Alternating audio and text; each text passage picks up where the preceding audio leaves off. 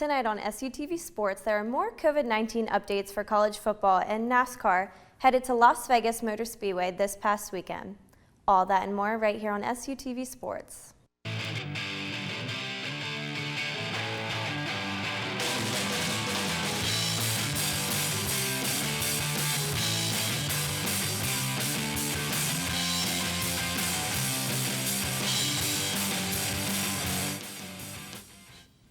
After a roller coaster of a season, the Stanley Cup will soon be awarded. The Dallas Stars and the Tampa Bay Lightning are the last two teams remaining in this year's modified 24-team playoff. After Dallas won Game 1, the Lightning would go on to win 3 straight with a chance to win it all on Saturday night. The Stars would go on to win a Game 5 in double overtime thanks to Corey Perry's second goal of the game. It's another must-win game for Dallas tonight as the Lightning have another chance to win the Cup in Game 6. That game can be seen on NBC tonight at 8 o'clock. This past weekend, the SEC returned to play and more conferences are releasing their plans for football this fall. SUTV's Brady Fisher has more. College football continues to see its return to play all across the country. And this past Saturday was another positive step forward. The SEC Conference, one of the top Division I football conferences in the country, saw its return to play this past Saturday. Previous champion LSU saw its return to play spoiled by Mississippi State in a thrilling game. Mississippi State quarterback KJ Costello, in his first ever start, threw for 623 yards, an SEC record, and 5 touchdowns. Other top SEC teams fared well on Saturday, with Florida, Alabama, and Georgia all securing wins over fellow SEC teams. Outside of the SEC, other conferences who originally canceled their season are finalizing their returns to play. The Pac-12, another Power 5 conference, plans to return to play this November with a 7-game schedule, and the MAC Conference, one of the smaller Division I conferences, has finalized their plan to return to play on November 4th with a 6-game schedule. With the Pac-12 and MAC Conference returning to play, every Division I football conference will see a return to play at some point this fall. From SUTV News, I'm Brady Fisher. NASCAR headed west to Las Vegas Motor Speedway this past weekend. SUTV's Jacob Hitz has more. NASCAR in the Sin City at Las Vegas Motor Speedway, which opened back in 1997. Now it's in the NASCAR playoffs as the opener for the Xfinity Series playoffs and the start of the second round of playoffs for the Cup Series. The Xfinity Series race was dominated from the beginning by Chase Briscoe, leading 164 of the 200 laps and winning the first 2 stages before getting his 8th win of the season in just his second full-time season in the Xfinity Series.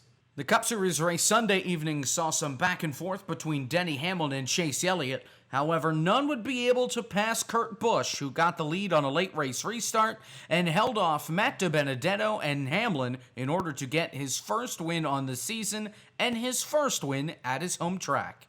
For SUTV News, I'm Jacob Hitz. NASCAR heads to Talladega Superspeedway this weekend, with the trucks at 1 in the Xfinity Series at 4:30 Saturday and the Cup Series at 2:30 on Sunday. This past Saturday, Malik Beasley of the Minnesota Timberwolves was taken into custody over weapon and drug charges. SUTV's Adam Beam has the latest. Malik Beasley, guard for the Minnesota Timberwolves, is currently facing felony weapon and drug charges after being arrested Saturday. Beasley joined the Timberwolves in February after being traded by the Denver Nuggets, and since he has joined the Timberwolves, he's averaged 20.7 points in the 14 games that he's played with them. The investigation began after a weapons offense was reported. The reporting individuals told officers that when they arrived at the suspect's home, they were met at their car by the suspect, armed and pointing a gun at them and warning them to get off his property. After this encounter, police arrived at the home as well, where they found a strong scent of marijuana and the suspect attempting to leave his home. Upon obtaining a warrant to search the residence, they found narcotics and several guns, one of which confirmed to be stolen. However, despite all this, Beasley was released Sunday, with his attorney, Steve Haney, stating, quote, "The allegations against Malik will be defended vigorously." And in an official statement made by the Timberwolves, quote, "We are aware of the situation involving Malik Beasley and are in the process of gathering information at this time." As of right now, the investigation is ongoing, and it is unclear how this will affect Beasley's season moving forward. For SUTV News, I'm Adam Beam. The NBA Finals is officially set between the Miami Heat and the Los Angeles Lakers, and it should be a great one. SUTV's Nolan Hoffman has the story. The Miami Heat recently advanced to the NBA Finals, defeating the Boston Celtics 125-113, where the Heat are going back to the finals for the first time since 2014. Jimmy Butler was his usual phenomenal self, and Bam Adebayo had a performance for the ages, where he had 32 points, 14 rebounds, and 5 assists in the game, where his team needed him to step up. The Heat now are going to be facing off against a familiar foe in LeBron James and the Lakers, who won the Heat multiple championships in his tenure with the Heat. LeBron James recently came out to the media and said, "Right now, it's owe me nothing unless I get it done." LeBron seems extra motivated to cap off an incredible season with the Lakers and bring a championship back to Los Angeles. The first finals game is set for Wednesday at 9:00 p.m. With SUTV News, I'm Nolan Hoffman. Another week in the NFL has come and gone. SUTV's Jacob Hitz has the recap.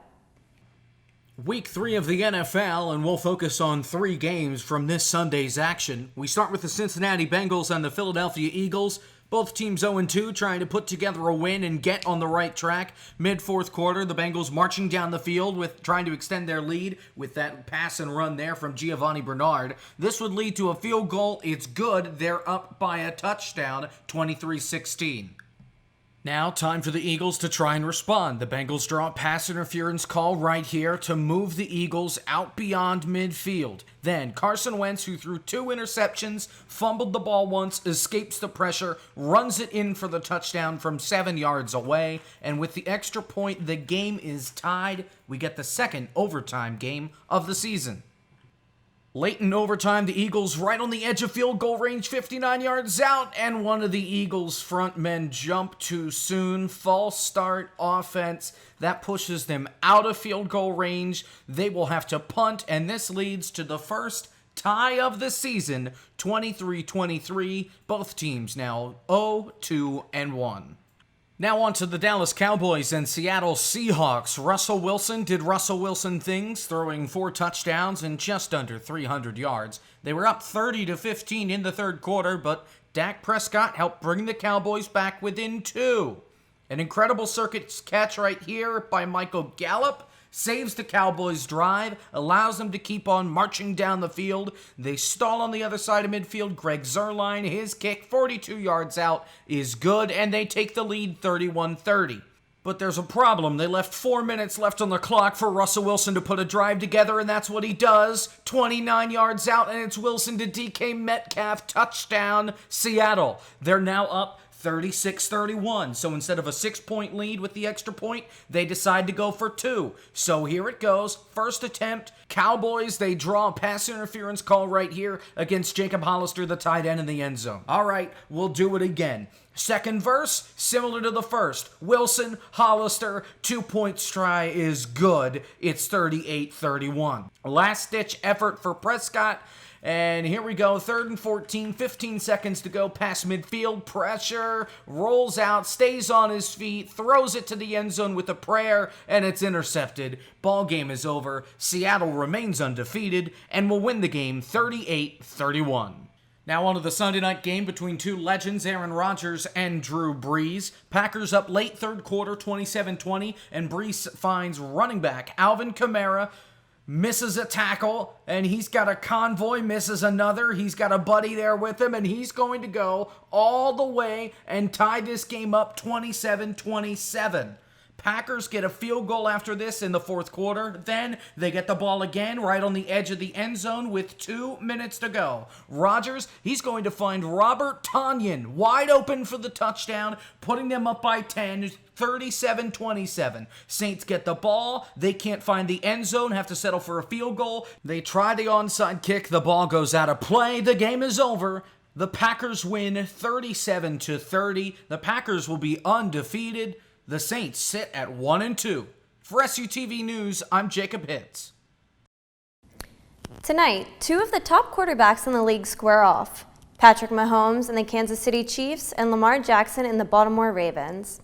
Kickoff is at 8:20 tonight. And that will be it for this week's episode of SUTV Sports. Don't forget to follow SUTV News on Facebook, Twitter, and Instagram at SUTV News, and check out our website at sutvnews.org. Have a great week, everyone.